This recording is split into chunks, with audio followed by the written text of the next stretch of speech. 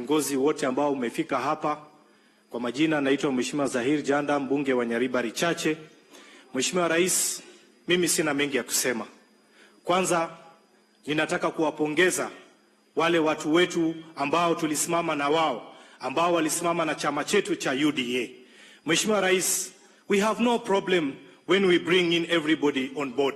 We have no problem. But we have to remember the people that stood with our party. Tumeona watu wameingia ndani, hatuna shida na wao. Kina Mheshimiwa Ongwae mumekuja, lakini hatuna shida, tunawakaribisha, lakini mkuje polepole.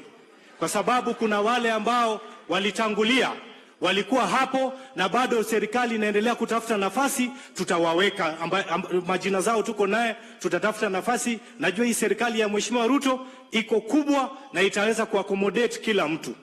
Mheshimiwa Rais, nataka kusema namna hii.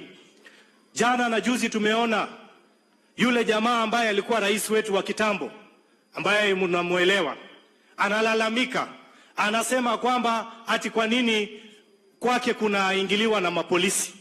Lakini mimi nataka kuwaambia wananchi, kwake kunaingiliwa na mapolisi kwa sababu kuna silaha ambayo iko huko ndani.